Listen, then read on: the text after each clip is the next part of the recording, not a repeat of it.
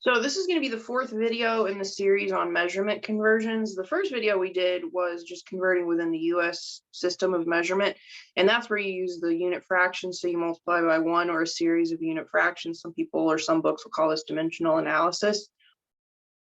The second video we did was just converting the metric system, and the metric system is where you line things up. Remember, it's kilo, hecto, deca, and then the basic unit, so which is gram, liter, meter, and then deci, centi, milli, and you basically just move your decimal to the left and to the right.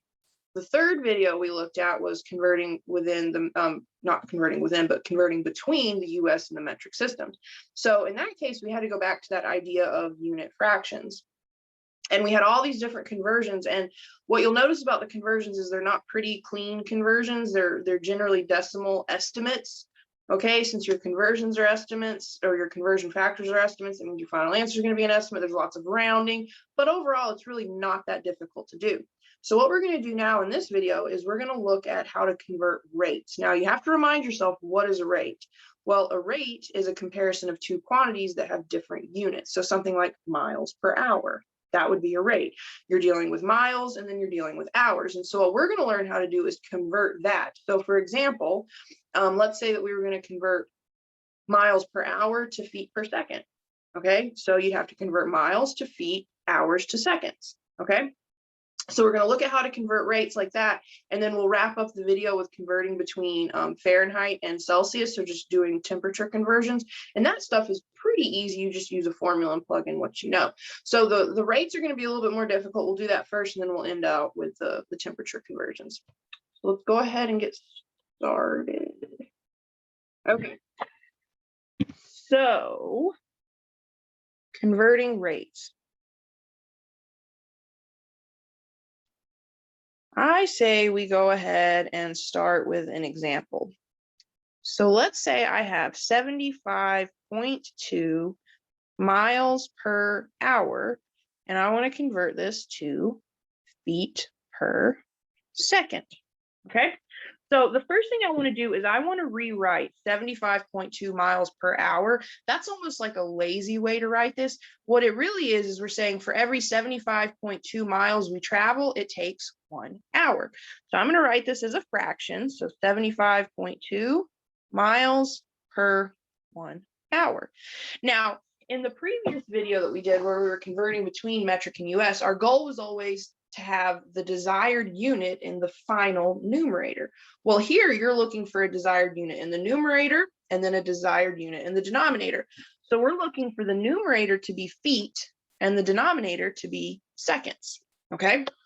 So what you have to do is kind of commit to one of these. Let's look at the length first. Let's start by converting miles to feet. Then we'll look at time and we'll convert hours to seconds. So I'm going to start with a unit fraction that relates feet to miles. Now remember, when you set up your unit fractions, you want the actual physical units to cancel top to bottom. So I need to make sure that I have miles in the denominator. And it just so happens that 1 mile is equal to 5,280 feet. All right, so if we look at this, miles cancel and my desired numerator unit is feet. So now we can focus on time. Now 1 hour is going to have to cancel with something involving minutes, and then we're going to do another unit fraction where the minutes cancel and involve something with seconds. So my first unit fraction, I remember that there's 60 minutes to 1 hour, and then there's 60 seconds to 1 minute. So let's look at this.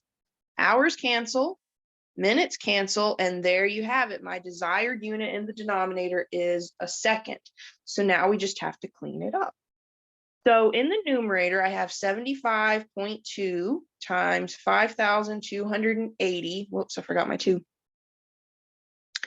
5,280, and then times 1, which doesn't really change anything. So that's going to be feet.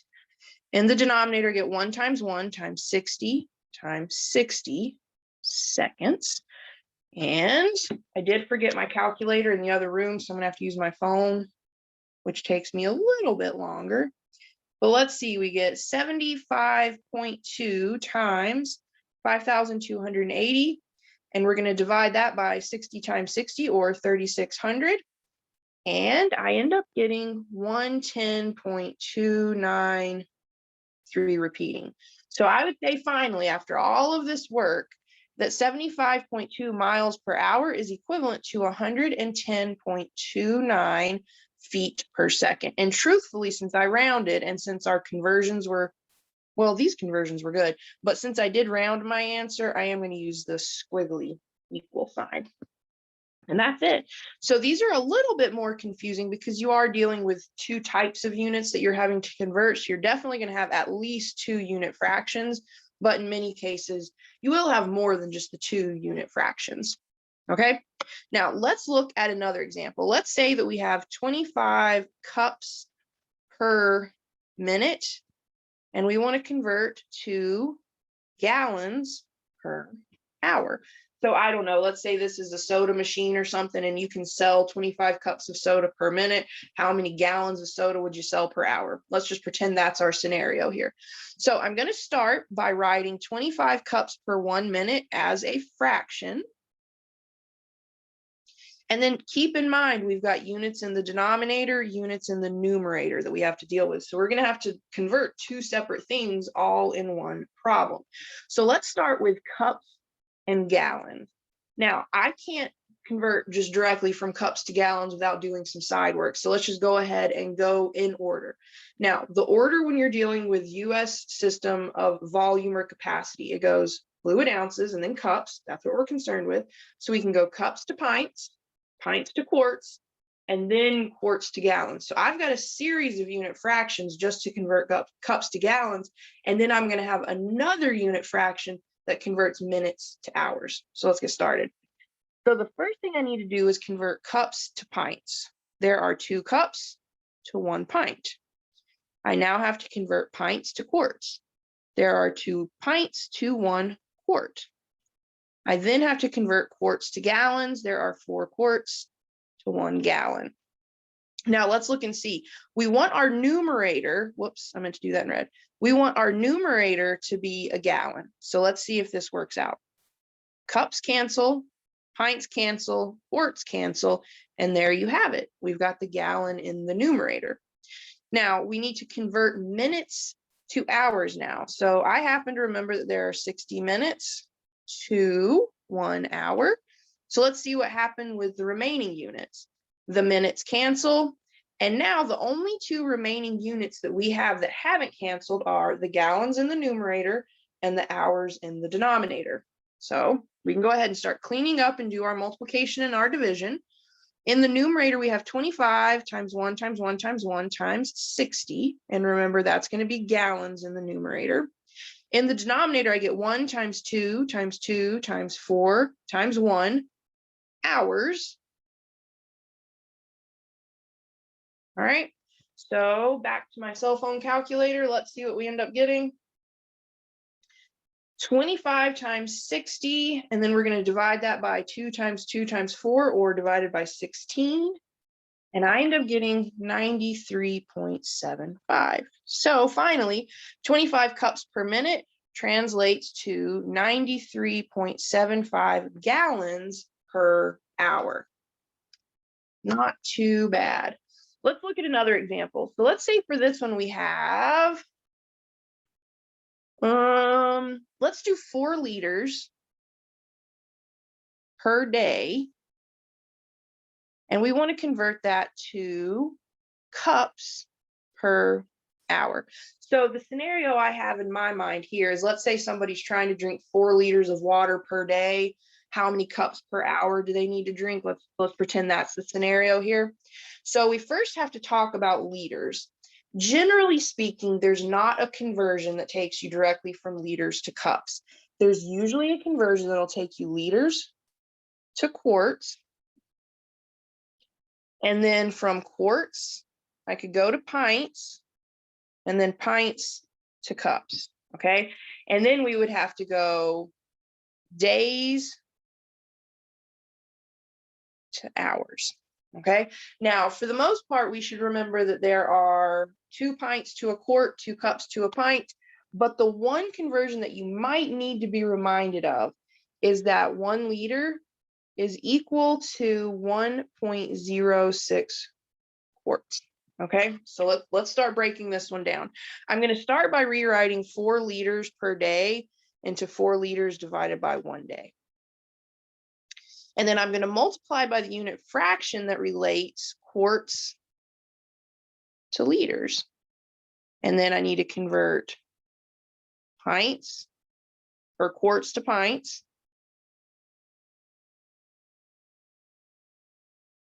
Pints to cups. And let's see what we end up with as far as that initial numerator unit. So for the numerator, we want to finally get to cups.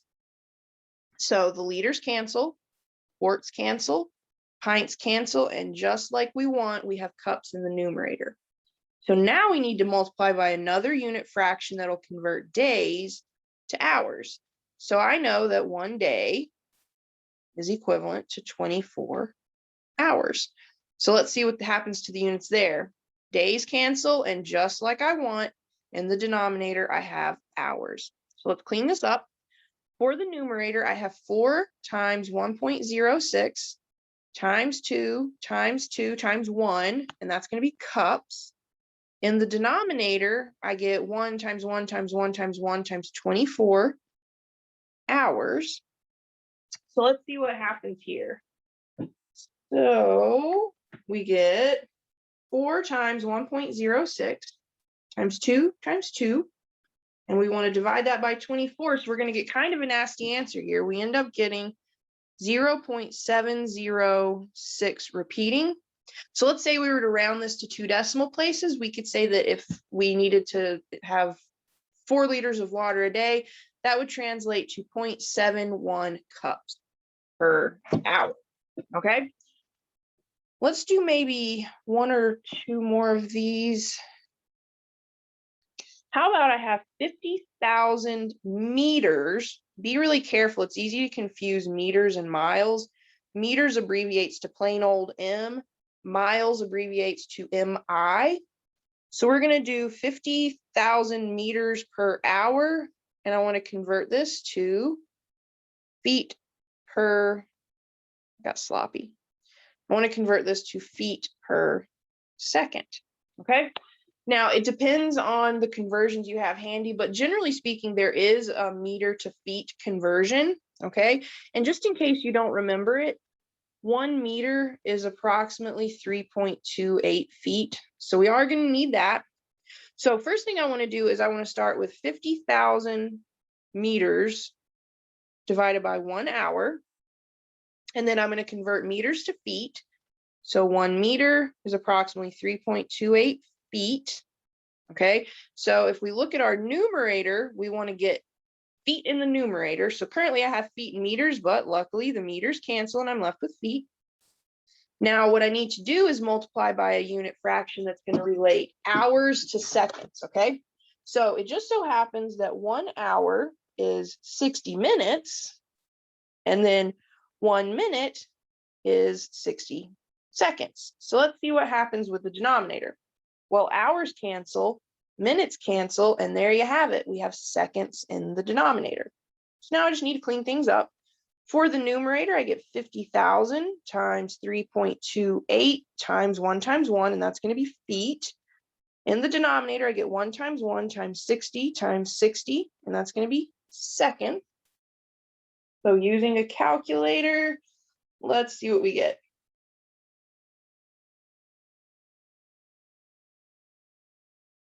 I end up getting 45.5 repeating.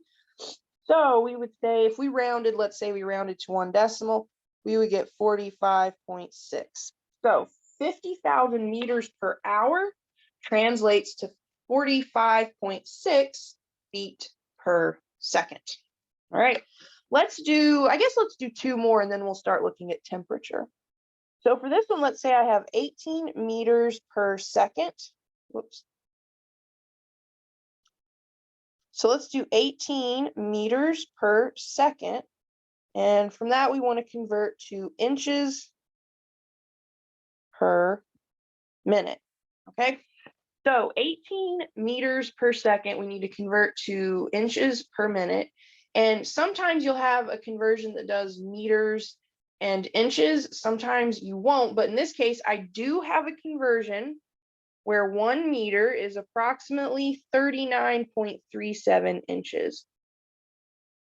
So it really just kind of depends on what book or what online program you're using. But for here, we do have a conversion that'll take us directly from meters to inches, and then we have to convert seconds to minutes. So I'm going to start by rewriting 18 meters per second. I'm going to write it as 18 meters over 1 second.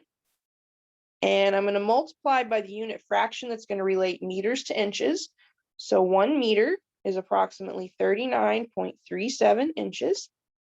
So in the numerator, I need inches, and it just so happens the meters cancel, and in my numerator, I am left with inches.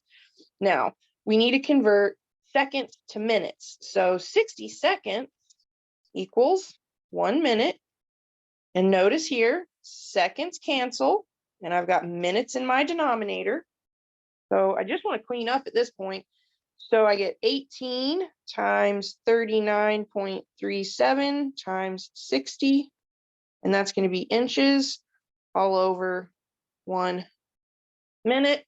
So back to the calculator, and 18 times 39.37 times 60. That tells me that there would be 42,519.6 inches per minute. So if something is traveling 18 meters per second, that translates to 42,519.6 inches per minute. Okay. One more. Let's say I have 25,000 inches per minute, and I want to convert to meters per hour. Now they're getting a little redundant at this point, but I want to make sure you understand the process and how to multiply by multiple unit fractions that are relating different types of units. Now, inches to meters, let's see, we do have the same conversion. 1 meter is approximately 39.37 inches. Okay. Let's see, let me fix this right here. This was minute. There we go. Okay. So let's say I have my 25,000 inches divided by 1 minute. I need to convert inches to meters. And so 1 meter is approximately 39.37 inches. I now need to convert minutes to hours. So 60 minutes is 1 hour.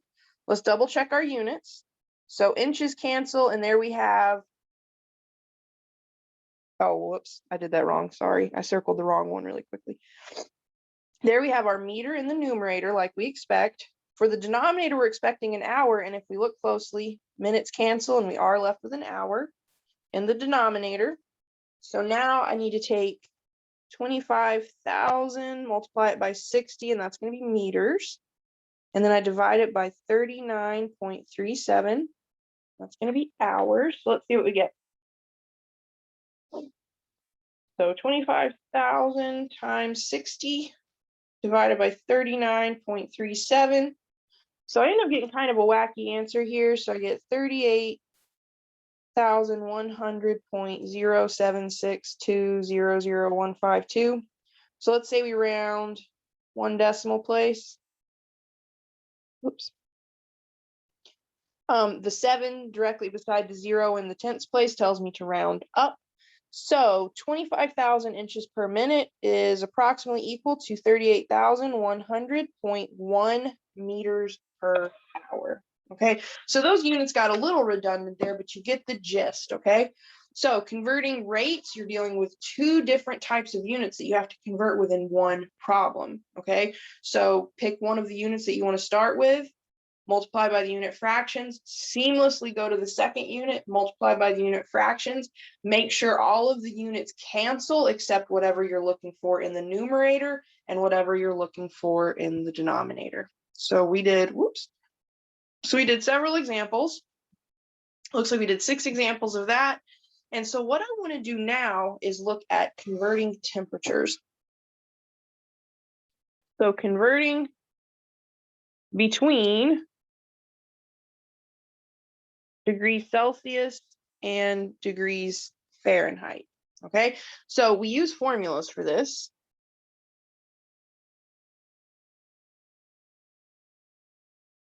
So if I want to know what Fahrenheit equals, I can take 1.8 times degrees Celsius and then add 32, or the exact same formula is 9/5 times degrees Celsius plus 32. Most people prefer the 1.8 just because it's easier to multiply degrees Celsius by 1.8 than it is to multiply degrees Celsius by 9/5. And then if I have a situation where I want to know degrees Celsius, it's 5/9, and then in parentheses, Fahrenheit minus 32. Now there is only one conversion for Celsius, and the reason for that is 5/9 is 0.5 repeating, so it's not like a pretty decimal, whereas 9 divided by 5 is 1.8, which is nice and pretty. So those are your formulas for converting between degrees Celsius and Fahrenheit. So if you have degrees Celsius, that means you want to know what F equals. If you have degrees Fahrenheit, that means you want to know what C equals. So let's look at some examples. So let's say that I have 50 degrees Celsius and I want to convert it to degrees Fahrenheit. So I want to know what F equals. Well, F equals 1.8 C plus 32. So F equals 1.8 times 50 plus 32. You do use the order of operations here, so you could type this all in your calculator at once, but for this example, I want to show you kind of slowly. When you've got multiplication and addition in the same problem, you multiply first. So 1.8 times 50 is 90. To that, I want to add 32. So we would get that F equals 122 degrees Fahrenheit. Okay. Let's say that we have 59 degrees Fahrenheit and we want to convert it to degrees Celsius. So I want to know what Celsius equals. Well, Celsius equals 5/9 times F minus 32. So it equals 5/9 times 59 minus 32. Again, order of operations, you want to do your parentheses first, then your multiplication. So 59 minus 32 is 27. And then you can multiply 5/9 times 27 on your calculator, or I happen to know that 9 will go into 37 3 times. So then I'm really just left with 5 times 13, or 15 degrees Celsius. So it is really that simple. Let's do 2 more and then we'll just call it a day.